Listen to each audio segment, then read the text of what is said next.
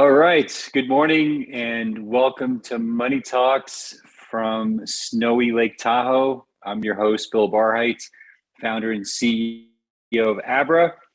I hope you all are having a wonderful holiday and had a great New Year's celebration with your families. And today we're going to kick off our show right away and get into it with a special guest. And then market update. We'll do our AMA, answer some questions from all of you, which I see are already teeing up on live stream. Okay, so we've got a special guest today, Alex Tapscott from Ninepoint Partners. I should warn you guys up front. I am in the mountains, and my internet connection is not the best it's ever been. So we do what we can here on Money Talks, and so hopefully it will cooperate, and I'll apologize in advance to Alex when he joins us. Alex is the managing director of the Digital Asset Group and co-founder of the Blockchain Research Institute. And as I mentioned, he's also managing partner or managing director of Ninepoint Partners. And he's also a globally respected author, advisor, entrepreneur, world-class rugby player. His work at Ninepoint has helped develop a very novel way to reduce the carbon footprint of crypto mining, which is something that we're definitely going to get into. So looking forward to that. And in May of last year, Ninepoint launched this carbon neutral exchange traded fund, or ETF. Buying this carbon neutral ETF offsets the impact of Bitcoin mining for crypto and gives investors potentially a little bit of a peace of mind on their Bitcoin purchase as it relates to environmental impact. So we're going to discuss this new ETF and how it can help potentially make crypto a little bit cleaner. And we'll talk about what's going on in Canada versus the US, a little bit of get into it, US versus Canada, and what's happening there in terms of regulation, market structures, et cetera, et cetera.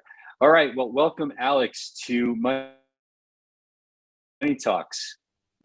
Glad to be here, Bill. Hey, good to see you, man. It's been a while. Yeah. Happy New Year. Thank you. Happy New Year to you too.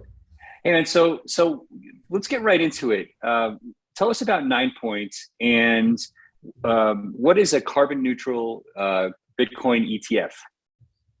Sure. So Ninepoint Partners is an independent investment company based in Toronto, Canada. We have around 8 billion Canadian, so called 6.5 billion US of assets under management and institutional contract. As a firm, our focus is on alternative investing, and that comes really from our lineage. Ninepoint used to be Sprott Asset Management before it was bought out by its partners. And anybody who's familiar with Sprott knows that they were a pioneer in developing new kinds of strategies, including around precious metals. So today, Ninepoint Partners focuses on alternative investments. And digital assets, in our opinion, is a core part of any portfolio.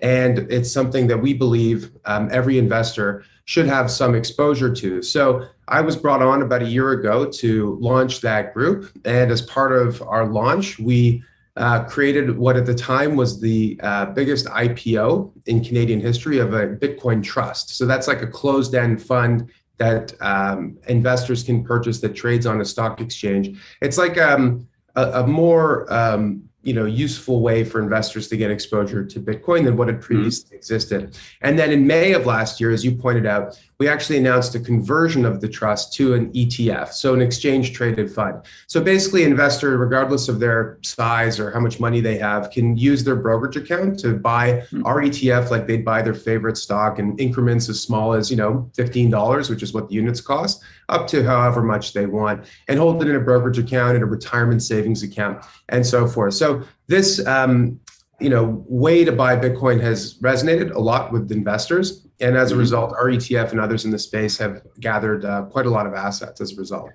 So why is carbon footprint of mining a concern, right? Why should anyone pay attention to this? What is the problem that effectively you can solve here?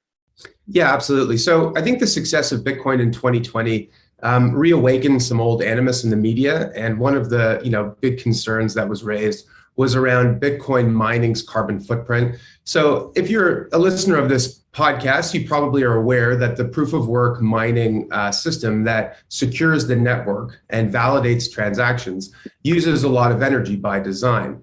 Now, it turns out because of the nature of Bitcoin mining, a lot of miners co-locate near sources of renewable power because they want cheap and abundant power. And so things like hydroelectric, for example, provide that. And that's why, according to the University of Cambridge, about 40% of the energy input into the mining process is renewable. But 60% of a big number is still a very big number. So until Bitcoin mining is 100% renewable, which I think it will be at some point, by the way, I think there's a role to play for participants in the industry to reduce the burden and to make it easier for different kinds of investors to get exposure. When we talk to investors in the marketing for the Bitcoin Trust and later the Bitcoin ETF, we heard lots of concerns, which I think we were able to answer. Some people said, is Bitcoin only used for speculation? And we would point out, well, no, there are actually millions of people who use it as a way to save and to pay for things, especially where they can't access financial services. We heard from people, well, isn't it used for criminal activity? And we pointed out, no, in fact, it's used for far less criminal activity than cash is. People asked us about Ethereum and other crypto assets and how they could compete. And we explained to them, well, Bitcoin is one of many assets and can succeed as others do. So basically, like, everyone's climbing this wall of worry, right? They're asking all these kinds of questions to figure out, like, should I allocate to this? But the final boss, the thing that I think a lot of people got hung up on was, well, this is all true, and I do want to own some Bitcoin in my portfolio, but what about the energy usage? What about the carbon footprint? And so for us, it was important to, in order to pitch as wide a tent as possible to encourage as many people to invest, we knew we needed to address this problem head on.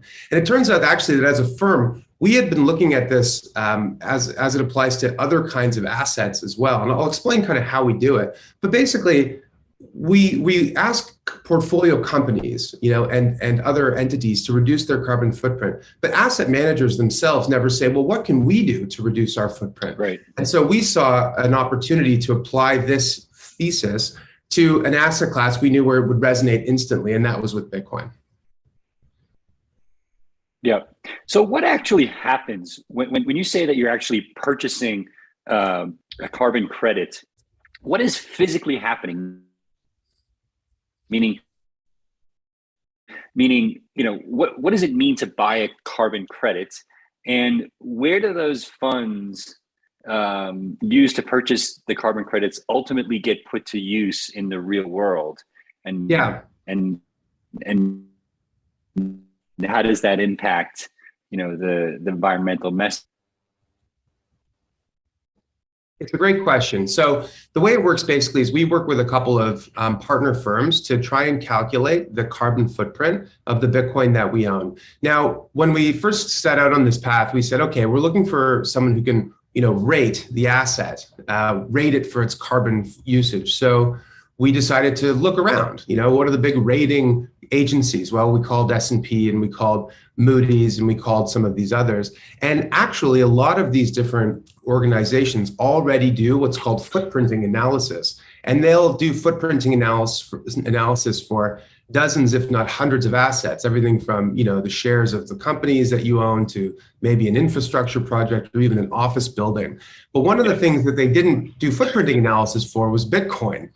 Which is odd because when we were calling them, Bitcoin, was already near $1 trillion asset. So certainly a lot more valuable than some random bridge or office building, more valuable than the stock exchanges of most countries.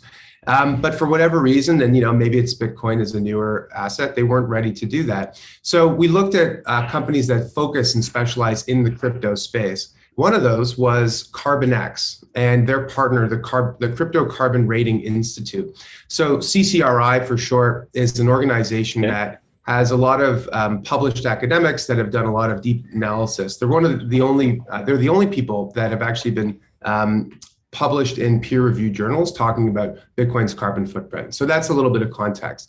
So anyway, we rely on them, our partners, to do an analysis of the footprint of the Bitcoin that we own. And basically that's taking a look at the total energy usage of the network, stripping out what's renewable, calculating it on average over the course of 1 year, and then looking at what our pro rata share of the network is. If the network's $1 trillion and we've got 100 million or 200 million or 500 million, whatever it is, yeah, it's small. and you take, it's a small part, but still it's a useful way to figure it out. And so then what we do is we use a portion of our management fee to then enter into the market for what's called voluntary carbon offsets, and to buy the equivalent carbon offset to offset 100% of the energy usage of the Bitcoin that we own. So what does that mean exactly? Well, carbon credits are created by conservation projects primarily. And in our case, the two projects that we're supporting are two worthy initiatives, we think, in Peru, in the Amazon, and in Brazil. Both of those projects meet, in our view, the highest standards of carbon offsets. They're in line with what's called the United Nations Sustainable Development Goals. And because of the counterparties that we work with, they have high standards as well. So we feel very, very confident in the projects that we're investing in. In fact, they both meet the verified carbon standard and the CCB standards, which basically is like the gold standard, so to speak, in carbon offsets. So basically what it means in effect is if someone buys our ETF, they're not only getting exposure to Bitcoin dollar for dollar. Our Bitcoin holds on average 99% of its assets in spot Bitcoin, which is important because in the US, the only available option is futures, and we can get into what that means. So not only can they get exposure to Bitcoin dollar for dollar and pay very low fees for doing so, 70 basis points is what we charge on our ETF, they also get green Bitcoin. They get carbon neutral Bitcoin, and that is a world's first. We were the first company in the world to do this for a Bitcoin ETF, and that's something we're very proud of, and it's something that's definitely resonated with investors. Super interesting. And what do you think do people really understand the difference between just buying a spot ETF exposure and actually getting this kind of carbon neutral exposure? And have you researched that and to see if people really get the difference? I think it's an education process. Our goal is to educate the market. We know that there are people who we knew there was a demand pull from certain investors, right? Who said, well, I'm not going to invest in Bitcoin unless I can figure out a way to square it with my ESG, environmental social governance goals, right? So that was something we knew by doing this, we would solve the problem for those people. But we want to make this clear to everybody who's looking at making an investment in Bitcoin that they can, have their cake and eat it too, so to speak. They can have exposure to Bitcoin dollar for dollar in a listed fund that trades in line with NAV, and they can do it carbon neutral. So thank you for hosting me today on this call. I'm happy to do so. And this is the kind of thing we're looking to do to help spread the word. Sure. So in that vein, I'd like to understand a little bit about what's going on in Canada. You guys, in some ways, are ahead of what we're doing from a kind of institutional perspective, right? We don't have a spot ETF in the US, which to me is insane. We have this kind of derivative futures-based ETF, which is equally insane. And I'd love to understand your perspective on the differences, and maybe you have some insights as to why things are evolving maybe even faster or a little differently in Canada. For sure. So in the US, if you want to go buy Bitcoin and hold it in a wallet, there are tons of great ways to do that. Abra is an example. But if you want to own Bitcoin in a fund, which is how most traditional kinds of investors invest, your options are severely limited. That's different than in Canada. In Canada, about 2 years ago, our regulator, the equivalent of our SEC, it's called the OSC, allowed for closed-end funds that hold Bitcoin to be listed on the Toronto Stock Exchange. They later provided additional clarity that not only could it be a closed-end fund, but an ETF. So for those who aren't aware, an ETF stands for Exchange Traded Fund. And basically what it is it's a fund that is listed on a stock exchange that allows you to buy and sell any unit while markets are open, 9 to 4 o'clock, 9:30 to 4 o'clock. But not only that, every single day, new units can be created and redeemed. So what that means basically is if you want to buy $20 million, maybe you're an institutional investor in that case, of the ETF, you can simply go to what's called a market maker, and they will enter into the market and create new units for you. And you will pay a very small sort of nominal fee for doing that. That's the market maker's spread, so to speak. That is a huge evolution on what's available today. And what it does is it ensures that the ETF trades as close to net asset value as possible. So net asset value is just the value of the underlying Bitcoin. Compare that to how things work in the US. In the US, the options that are available are closed-end funds that trade OTC, like the Grayscale funds, or the futures-based funds like BITO. In the case of the Grayscale funds, for a long period of time, they traded at a premium to NAV. And that was something that actually a lot of people found attractive, because if you were an accredited investor, you could subscribe to an offering at NAV, and after a 6-month hold period, you could sell it into the retail market at a premium. So you were able to capture that spread. But what happened when the Canadian ETFs came along is that that premium evaporated, and now the Grayscale trust products trade at a huge discount to NAV. So what that means basically is if something is trading up and down and around its NAV, you might end up in a period of time where the price of Bitcoin goes up, but you're not going up at all. And in fact, that happened last year. The price of Bitcoin was up 60% last year, but holders of the Grayscale Bitcoin Trust were up 5%. So imagine how you'd feel if you'd made the right call to invest in Bitcoin in January of last year, and yet somehow you were up, 5%. So that's a limitation of those kinds of products. The futures products are different. The futures products don't own spot Bitcoin directly. They go long the futures. So futures are derivative. We buy a future to buy Bitcoin at a price, at some later date, right? And what the problem with futures is that they have this thing called roll cost. So you're constantly rolling over the contracts. And every time you do that, there's the potential for slippage. And it's, by some estimates, the roll costs for the futures-based ETFs can be between 5 and 10%. Some people have it way higher, but even if it's 5%, the very low end, that means every single year you're going to lag the price of Bitcoin by 5%. So that also has severe limitations. What the Canadian ETFs have is the ability for investors to invest with US dollars into US dollar denominated units of an ETF, which trade plus or minus, 20 basis points of NAV. So less than, that's 0.2%, right? So very small spreads to NAV, and to do so on a major global stock exchange, the TSX. And that's why the Bitcoin ETFs in aggregate in Canada, the spot Bitcoin ETFs, have gathered, $4 or $5 billion of assets. So for us, the spot Bitcoin ETF is something that has benefited investors. It's proven that the underlying market for Bitcoin is deep enough that it can support ETFs and support the daily creation and redemption process that I was describing. And it means that, more and more people can access this asset class. And the fact of the matter is, most investors, if they're in their 40s or 50s or 60s, if they've got a self-directed account, or if they're working with an advisor, so like a stockbroker, they want to be able to go into their, investment account, see the mutual funds they own, see the individual stocks they own, and they want to be able to buy crypto. And what these ETFs allow, what our ETF, BITC, if anyone's wondering, on the TSX, BITC, is for them to be able to invest in Bitcoin dollar for dollar, low fee structure, and look at it and see it in their entire portfolio. And that's something that has been a huge breakthrough. And it's directly a result, by the way, of the OSC of our regulator granting permission to this, something that the SEC has steadfastly refused to do, much to my bewilderment. I don't understand why, to be honest. Right. I don't know. I've talked about this a lot on the show, and they've got a chairman and House Oversight Committee. And I think some of them would wave a wand to make it all go away if they could, and that's not going to happen. So I don't know. But look, you've managed to come up with a truly fantastic product, and I think something that fills a deep need, and puts you certain distance ahead of others who've been trying to do this in the U.S. And I think, obviously in hindsight, always been. Do you think that that's something that you'd be able to bring to the U.S. once the SEC changes their perspective on this?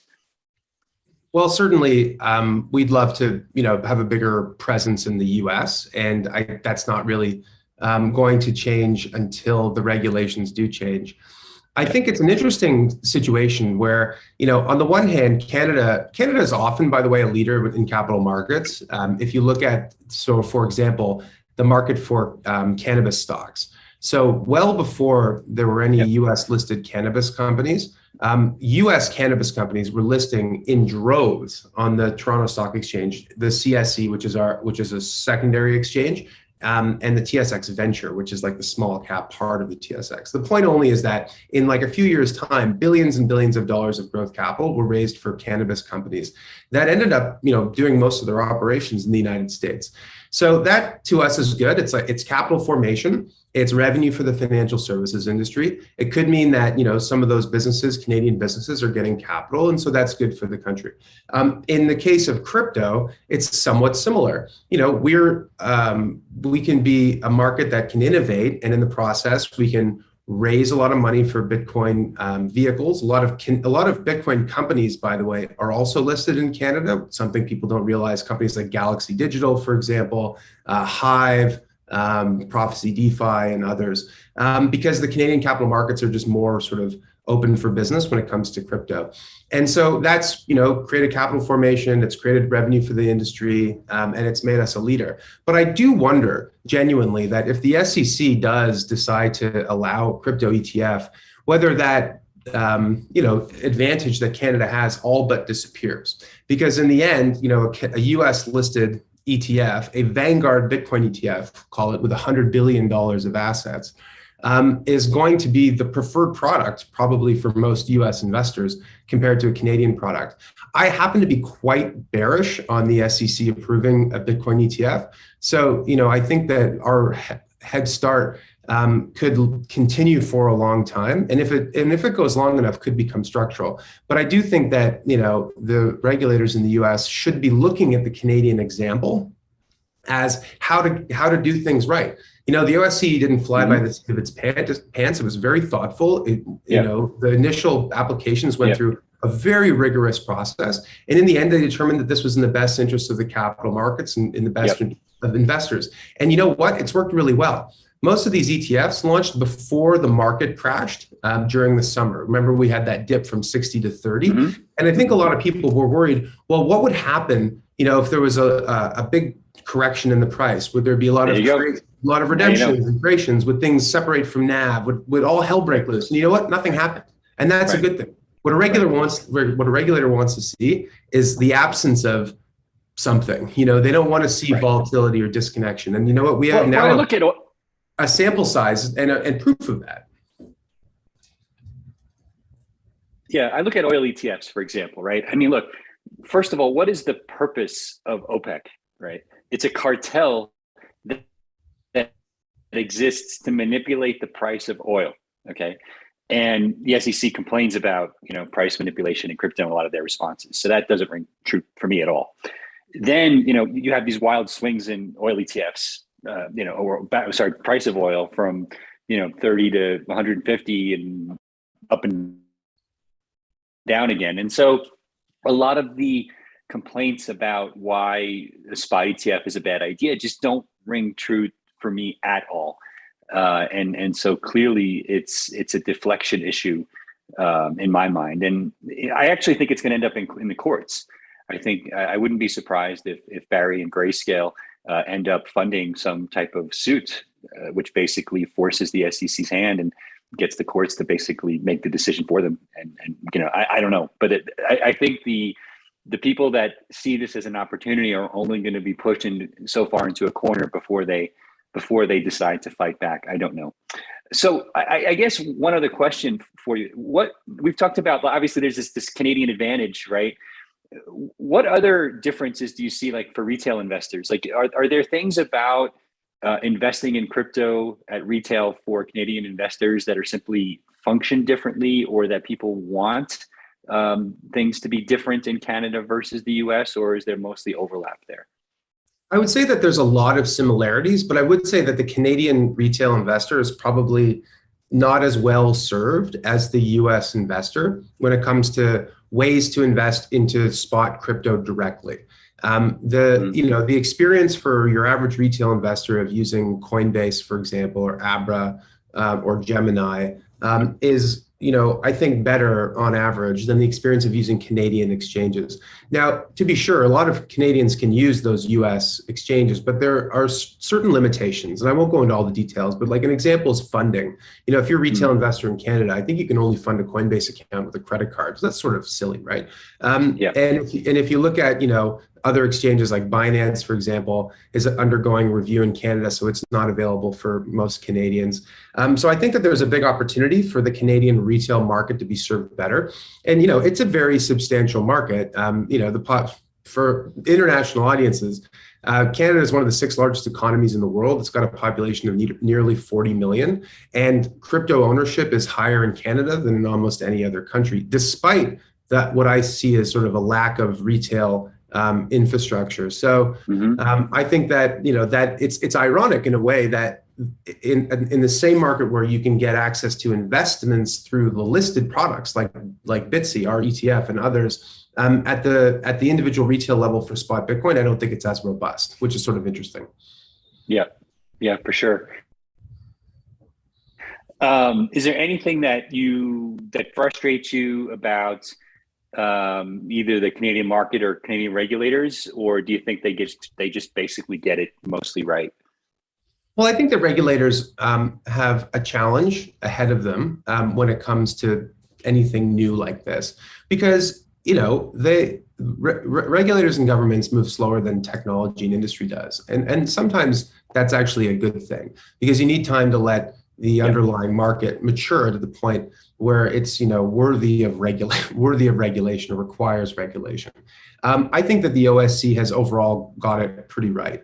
I think that they move slowly at the beginning, and who can blame them? It's a new market. But eventually they realized that there was potential here and granted permission for these kinds of products, and have continued to be open-minded about new things that have come their way. And I think that's all you can really ask for. And certainly our relationship as a regulated investment firm means that we interface with them regularly, and our interactions have been broadly very positive.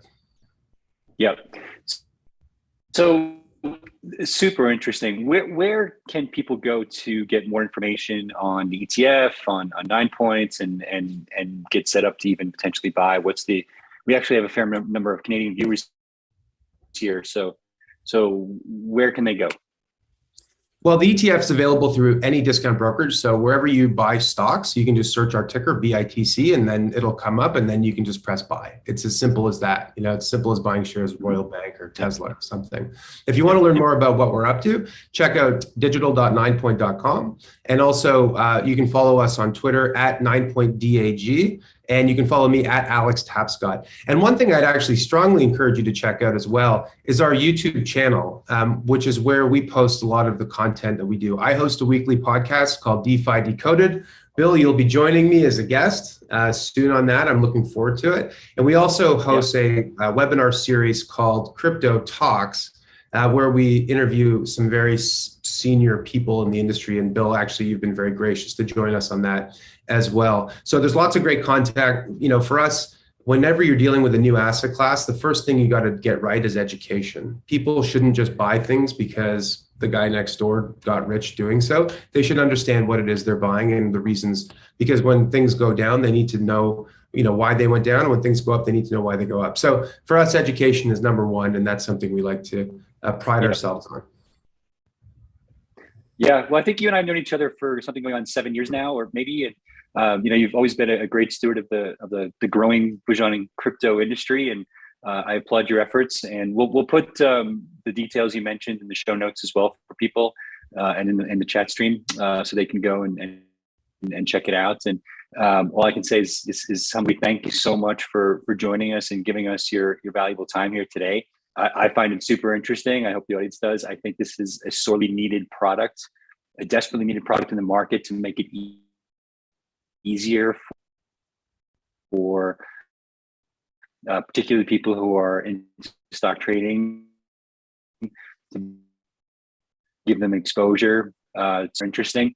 We're actually going to have Nick Carter on the show soon, and we're going to get into some of his mining issues, and we're going to get his take on this, but I think this moves and more institutions look at it. I think a lot of institutions are going to basically be forced to explain their perspective on this, and this obviously gives them a viable explanation as opposed to getting into the nuances of what's green and what's not green. Thank you so much for joining us, Alex, and all the best for 2022. Thanks, Bill. My pleasure. Chat soon. All right, take care, man. All right, thanks again, Alex, for joining us. We're gonna, as I mentioned, we're gonna have a lot more to say about mining, about green mining, non-green mining. We'll get to all that. Actually, I want to talk a little bit more about mining before we get to our market update. But before we do that, here's a quick video on trading on Abra.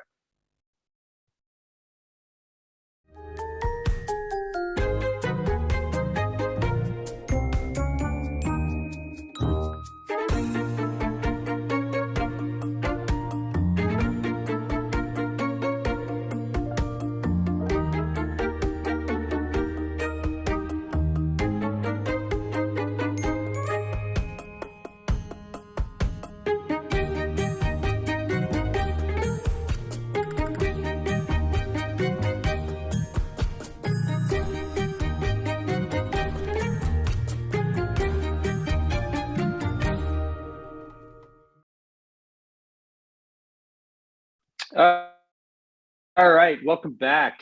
Really interesting. Thanks again, Alex. So I want to take a look back at 2021 for a moment.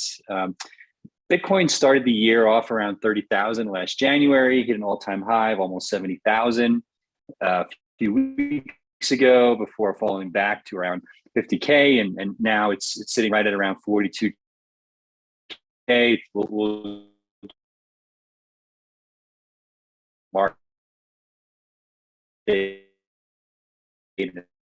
analysis of what's been going on. So as we talked about with Alex, a Bitcoin legal tender. NFTs exploded, and the most expensive piece of digital art ever sold was an NFT that went for $69 million. I think the artist's name was Beeple. Dogecoin moved from meme to major player as it cracked the top 10 cryptos by market cap. China cracked down on crypto yet again and again and again. Now, as that relates to mining, it's really interesting. Now, I talked about this before, right? The hash rate, because of what China did, fell precipitously, and it's basically completely recovered, mostly moving to parts of the US, especially Texas, parts of Asia and places like Kazakhstan, which actually were in the news last week for multiple reasons. One of them was their the internet connection being taken offline by the government as part of these protests, which caused the Bitcoin hash rate to fall precipitously, and it worked flawlessly. The network didn't miss a beat, just as it did when China cracked down. As you may recall, Tesla added 1.5 billion in Bitcoin to its treasury. Would announce that it would accept Bitcoin as payment for its cars. It kept the Bitcoin on its balance sheet, sold 10% to test liquidity, which caused a precipitous fall in Bitcoin price, which obviously we recovered from. But then it fell again when they announced that they wouldn't be taking Bitcoin anymore to buy Teslas until its greenery was proven, whatever that means. Abra has come a super long way in 2021. We announced our $60 million in Series C fundraising, which was a great achievement.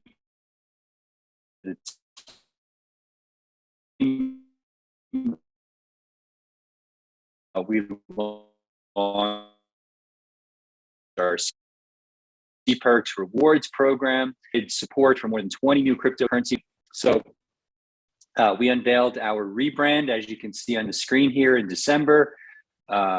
This new look and the new version of the app, it just reflects this strong evolution of the company. There's a blog article actually where you can read about the branding. So if you go to abra.com and click on blog, you can see that. This is just the tip of the iceberg. We have so much planned for 2022, I am so excited about. It's going to be a fantastic year for Abra.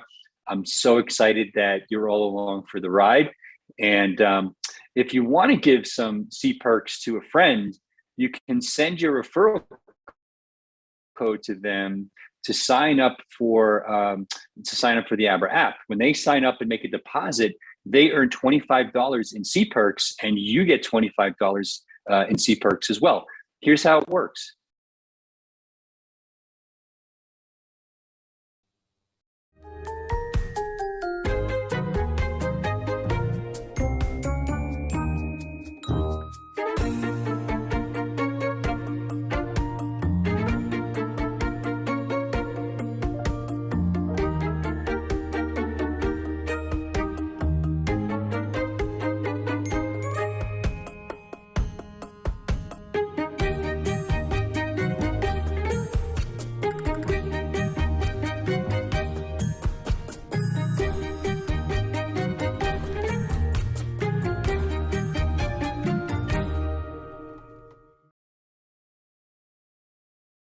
All right, so let's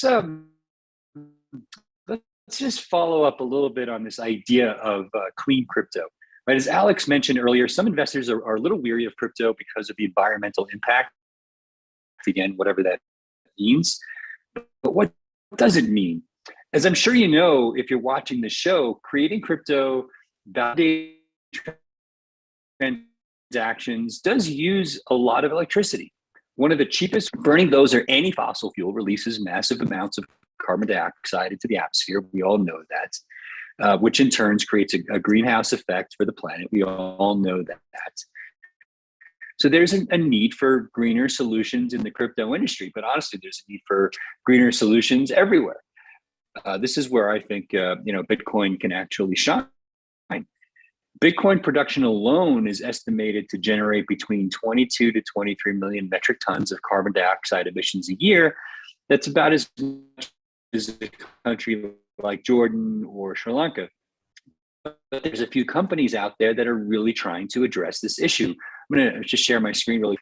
Let me see if I can find this chart really quick.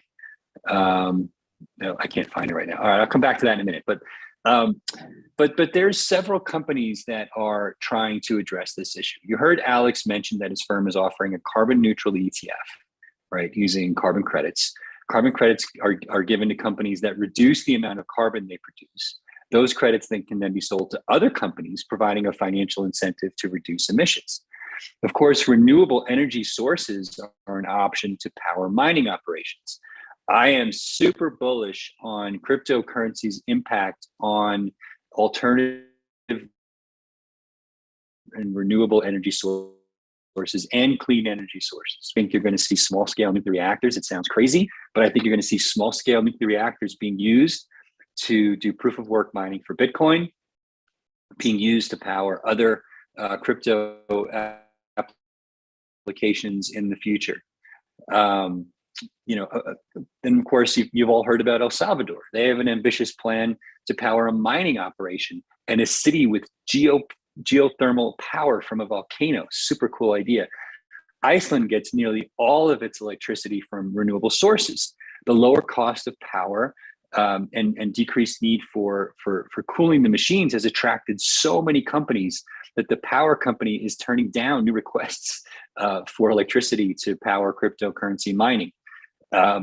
So underutilized existing power plants are also generating extra revenue by adding mining computers to their facilities. Makes a lot of sense. So much electricity that's generated in our grid system is not capturable.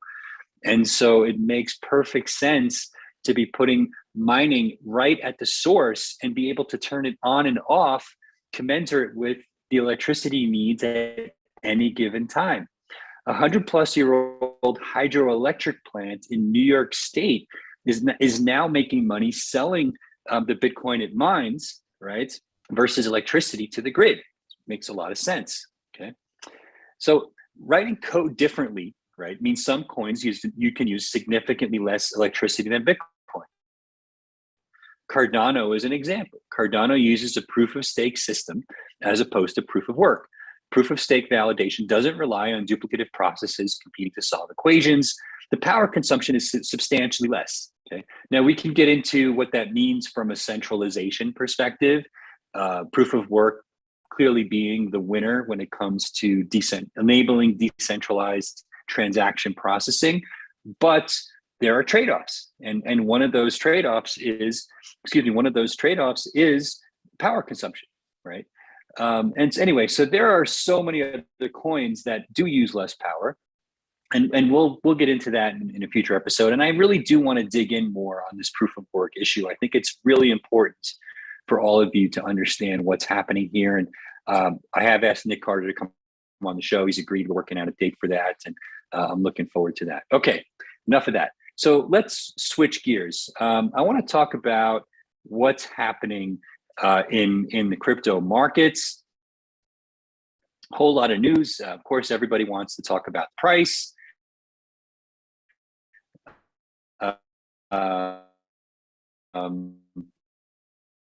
Let's see, Andreessen Horowitz funds for crypto, early stage, late stage, plus their existing crypto funds. It's awesome. Congrats to them. Let's see, Wisdom Tree refiled for their spot ETF. Good luck there. They added Bitcoin futures exposure to their funds. So congrats there on that. Let's see, what else are we seeing? So much venture activity. We're seeing GameStop expanding into NFTs and crypto. I'm not really sure if that's going to save the company, but it's certainly interesting. And we'll see how that plays out in the coming weeks. Let's see. We talked a lot about last year's news. I'm not going to spend too much more time on that.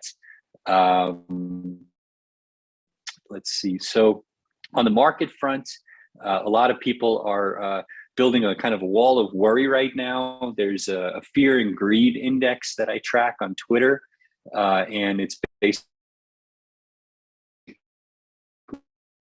showing. Let me see if I can even find it for you, and I'll bring when I share my screen in a second. But it is not pretty right now. You know, it's basically showing maximum fear. Now, from a contrarian perspective, when we have these pullbacks, that's what I look for. I look for places of maximum fear to say, okay, everybody who wants to get off the bus has gotten off the bus. And so now the only way to go is back on the bus. And so let me bring this up for you here if I can find it. Yeah. So I'm going to share my screen here, start with the fear greed index. So this is the fear and greed index. Hopefully you can see it on my screen now. Yep. There you go. So right now, it is actually, as you can see here at the top, you know, greed would be the index at 65. So they track basically different things going on from social media, market sentiment analysis, and price and volume, and basically come up with this index. I find it very interesting. It's just one number among many. All right, so let's get into what everyone wants to talk about, which is obviously the price of crypto and what's happening there. So let me bring up my chart here. I'm going to zoom out first, okay, before we get into too much on, you know, we're going to get into some detail as to what's happening right now. But the first thing I want to show you before we get into what's driving these corrections right now is clearly, if you look at the run-up that started really in October, November of 2020 up to April of last year, low in July, new high. We have not made a new low, right? So meaning we're still at a point where we can call this a higher low, right, after making a higher high. And so from a very basic price analysis perspective, this secular bull trend for Bitcoin on a weekly scale is clearly intact. Now, unfortunately, we would still say it's intact all the way down to 36,000, at least on a weekly scale. I don't think that's going to happen, but it could happen, right? So let's zoom in a little bit and see what the implications are for Bitcoin on a daily chart. Now, this looks like we've been going sideways for some time, right? So basically we started out, actually, let me zoom out and go back here, right? So if I zoom out all the way back to March, we're basically at the same price for Bitcoin now that we were at in February. So we've more or less been going sideways within this band for, about 9 months now, right? Super interesting that when you look at it that way, Bitcoin is almost looking a little bit like a sine wave. Now, I don't know where this is going for sure, but I have my beliefs. And what I believe is that we're going to see a short squeeze come in the coming weeks that will start the move towards 100,000. That's my belief. Let me give you some data points to support this. Now, if I go back to June and July, right, this kind of moved down. You can see my mouse here in December. I don't know. Let me zoom out a little bit here because maybe my screen is. If I go back to, remember that horrible December Friday night, a lot of us were in Miami, Bitcoin fell huge all the way from 54,000 down to 42,000 in a matter of hours. It was insane. And then of course it spiked back up to about 50,000. Something similar. And then of course it ranged down slowly, spiked back up a little bit, and is ranging down again now. Something similar actually happened in late May. Bitcoin spiked down, ranged slightly down, ranged back up, trended down, and started its slow march back, right, to 53,000, slight pullback, and then new highs. This looks uncannily similar to that.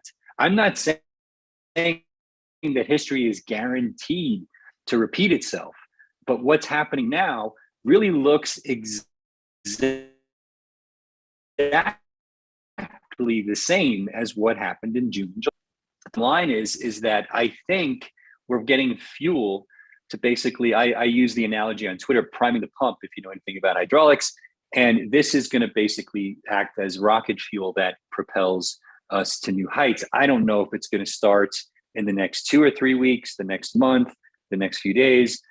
But again, it looks to me like this pullback is nearing its end. Other on-chain analysts I follow, like Will Clemente and Willy Woo, seem to agree. And I was looking at Will's newsletter before the show, and some of the data is unclear, but most of it points in the direction of what I'm saying. So that's Bitcoin. We can look at Ethereum. Ethereum's had a very dramatic pullback the last few days. It's basically fallen from highs of around, where were we in December? Right around 4,000, 4,100. Now sitting at around 3,200. So that's a 900 point pullback. That's about 30%, if my basic math is correct, over about a month. So that's a really dramatic pullback for Ethereum. Again, you expect that, right? So Ethereum is in the middle of the dramatic network effects that Bitcoin was showing in 2016, 17, and 18. And as a result, I also expect it to be more volatile to the upside, which means that when Bitcoin starts the move to 100,000, I do expect Ethereum to potentially go to literally a 3 to 4x potential move, similar to what it did from last year when it moved from basically 1,800 all the way up to 4,500, which is an almost 2.5x move. So I think something similar is coming for Ethereum, which is going to be an even bigger move than Bitcoin. Now, I show you this not because I'm recommending that you all start short-term day trading Bitcoin. I show you this to give you some perspective on where I think all of this is going. Okay. I think that my time horizon enables me to take a step back, right, and not worry about the day-to-day permutations of, oh my God, the Fed, released its minutes, which from its last meeting, 6 weeks ago, which caused a sell-off in stocks, which caused a bigger sell-off in Bitcoin. Those micro moves don't matter too much to me when I'm thinking a 3-4 year time horizon minimum, which is where I'm at. I have no interest in selling my larger crypto holdings anytime soon. And excuse me, again, I'm thinking 3, 4, 5 years. And so in that time horizon, these short-term moves don't matter. If these short-term moves matter to you because you are so long crypto that it's a significant part of your net worth, then maybe the easiest thing to do is take profits from last year off the table, as I've mentioned to you many times, and hopefully you did that in September, if that matters to you in the short term, okay? If it doesn't matter to you, then all good, all right? So I'm not gonna spend too much time on this today, except to say, look, it's another one, and I have that chart that I've shown you where, in every run up, there's 30, 40, 50% pullbacks. It happens every time. I'm not gonna go through this again, except to say, we are two things. One, we are in a range that started in, February of last year, and basically we're still in that range and acting like a sine wave. Okay, 1. 2, adjust your position relative to your time horizon. That is my simple recommendation for you. I'm not going to tell you what to buy and sell, but if you think about this in terms of time horizon, and your time horizon is years, these pullbacks don't matter too much. And I apologize. I know my internet connection has been a little unstable today. All right. So I want to take a few minutes to answer some questions. Now, a lot of you have questions about CPERCs. Okay. Before we get into that, I just want to be, really clear that our goal at Abra is focused on making Abra the safest, easiest crypto app to use, and that includes customer support. I'm going to talk about that after I show you this quick video on how easy it really is to use Abra. So let's tee up the video.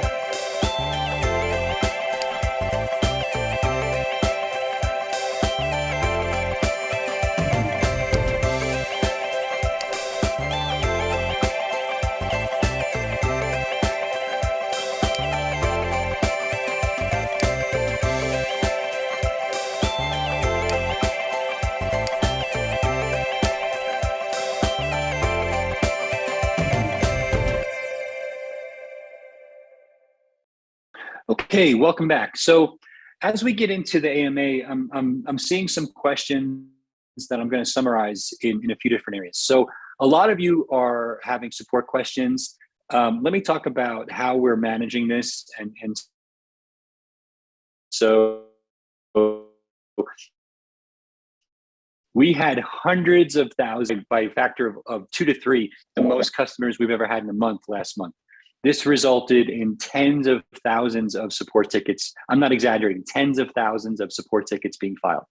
So waiting for a support ticket that you send via email in the app is a very frustrating experience. I've experienced it myself, so I get it, right? Even if the response is an hour, you want the response immediately. So we're gonna change the way we do support at Abra. In the coming days, and we've already been testing it, we're actually going to go to a live chat-based support by default for all of you, okay? So that means when you want support in the Abra app, you're going to be immediately speaking to a live support customer service representative at Abra, and they will be able to solve your problems, okay? And at least answer your questions. I don't know if solve your problems, but hopefully answer your questions, all right? And so I think that's going to address a huge percentage of these ongoing issues with lots of people waiting for support. So kudos to the Abra support team, one, in getting through just an insane number of support requests, okay? So that's point number 1. Point number 2, many of you went through a process that is against our terms of service. You are opening up many, many accounts.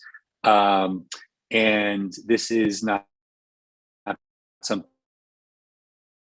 that we technically support. And so, however, there's a few of you who may have had your accounts, but the reason most of these accounts were support was that many people were trying to game the system to get extra C perks. This is not allowed. And so you were blocked. Okay, I'm not going to debate this with any of you. It's simply against the terms of service, and those accounts will not be turned back on. Okay. Fortunately for all of us, it's a very, very, very small percentage of our overall user base. We have hundreds of thousands of users now, but of course, people tend to complain very loudly when things happen that they don't like, even if you're trying to fraud the system. Okay, so now that having been said, I do know for a fact that some of you who were not trying to fraud the system were inadvertently blocked, and I apologize for that, but not many, but a few of you were. So we're trying to figure out, there's probably a few hundred of them out of hundreds of thousands. So please contact support. If you already have, there's no need to do it again. If you have not and you've been blocked, please contact support.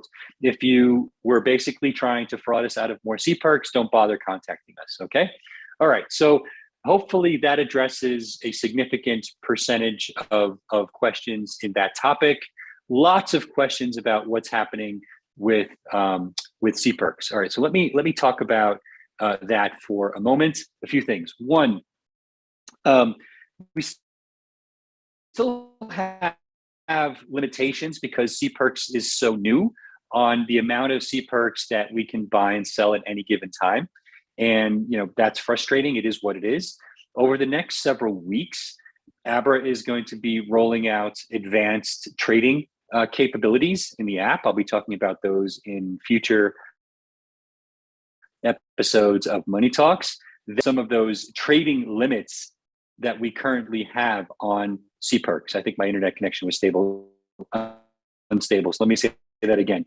These new advanced trading types will allow us to roll back some of the limits that we have on C perks trading. So you'll be able to buy and sell in unlimited amounts using things like limit orders and whatnot, and then eventually later on stop orders, okay? Since we don't have those capabilities yet, that's been the cause for some of the limitations in how much C perks you can sell. And we want to make sure that everyone has the chance to buy and sell, and that we're not basically doing anything that just favors our large users. We want the small users and the large users, big whales with millions of dollars in the US, and those of you in the Philippines with a few dollars in the system, that you all have the equal chance to buy and sell, okay?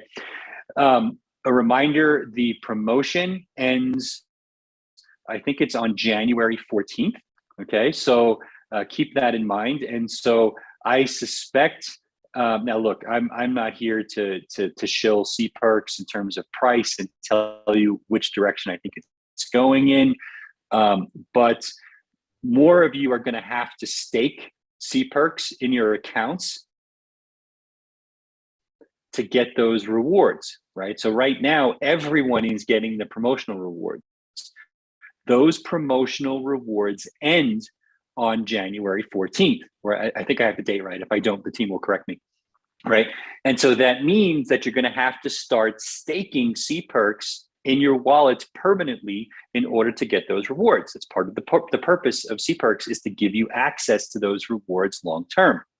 And there's other, let's say, announcements we're gonna be making on how you're going to be able to utilize C perks in the Abra app and in other places that we believe will cause more people to want to buy C perks. Now, I'm not saying that's going to cause the price to go up or down, but you can make your own judgment. The utility of C perks, in my opinion, is going to dramatically improve in the coming weeks. And obviously, the more people that need and want C perks means more people are going to be buying C perks in the Abra app. I'm not going to give you all of those announcements today. I don't want to spoil it for the team that's working hard on this, except to say, I'm very, very excited about the future for CPerks. Abra is all in, excuse me, on CPerks. I'm not going to give you price, predictions. It's not what I do here. But as I said,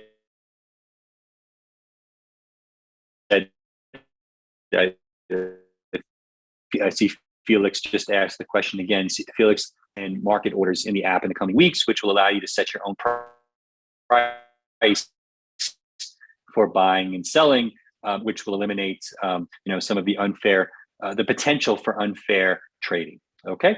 All right. So let's see. Let me try to take a couple of other questions. Excuse me, I moved my camera here. Added to my CPerks position over the last few weeks. Somebody asked me if I had any thoughts on the situation in Kazakhstan and the effect on the miners. Yeah, I think it's horrible. Whenever a government decides that it needs to control its people by shutting off access to the internet, you've got probably a government that needs to go. And I think this is the situation in Kazakhstan. And it just basically shows that we need to basically have even more decentralization in the Bitcoin network. And luckily, we made the migration out of China, which resulted in more decentralization. Kazakhstan got a big chunk of that, but not all of it. And so, its impact on mining long term, in my opinion, is going to be minimal to none. Let's see. Is Abra hiring? Yes, Abra is hiring like crazy. You can go to LinkedIn or our jobs board, and you can see who is hiring within Abra, which teams. Some of you are asking about the blocked accounts. I've already addressed that. So let's see. Mistake. So Rita, it's very simple. In the Abra app, there are multiple tabs at the move crypto from your trading account into your Abra Earn account and start earning interest by moving the crypto into Abra Earn. And yes, there are videos. If you go to abra.com, there are videos that show this. You can go to our FAQs and you can see how this works. Let's see. Catherine asks if buying Bitcoin via Simplex is not working. To my knowledge, it is working. We have lots of people using credit cards to purchase crypto in places where they can't easily use a bank account. Taxes. So Dave asks a very good question. This will be my last question of the day. Will CPerks airdrop be taxable to US citizens? So Dave, we're going to be publishing an FAQ on this, but the price for the airdrop is basically like 1 penny or a fraction of a penny for several 100,000 CPerks. So effectively, no one would end up paying any taxes because the dollar value of the CPerks that your airdrop would be so tiny that you wouldn't have any taxes to pay. And those of you who got enough CPerks in the airdrop will be getting documentation from Abra explaining this, but there will also be FAQs and other places online where we're explaining this. And those of you curious about any incremental rewards you got after the airdrop, the price is still low enough where nobody would be paying any taxes at this point in the United States either, is my understanding. Okay, all right. So let's stop there. Good questions as always. We're already over an hour. So thank you for putting up with my unstable internet connection. I'll show you where I am if you want to see really quick here. I don't know if you can see behind me. I'll try to zoom in. There you can see that's Lake Tahoe, and you can see the snow outside. It's coming down. And if I come out this window over here, maybe you can see better. The snow is coming down pretty hard behind me. So it's going to be an interesting day. I may bail on the skiing this afternoon and just stick with skiing tomorrow. Thanks for putting up with the internet connection here in Lake Tahoe. Happy New Year to all of you. I'm super excited about what we have in store for you some really great stuff on the product end, and some really great updates in terms of what we're doing with C-Perks and how we're going to turn it into a real incremental utility for Abra going forward. And yeah, that having been said, I would be remiss if I didn't remind you, we have a great guest next week. Sean Lee from Algorand is going to be joining us from Hong Kong. So you're definitely going to want to see that. So I'm super excited about Sean joining us. And so until then, have a fantastic weekend, and we will see you next week on Money Talks. Thanks, everyone.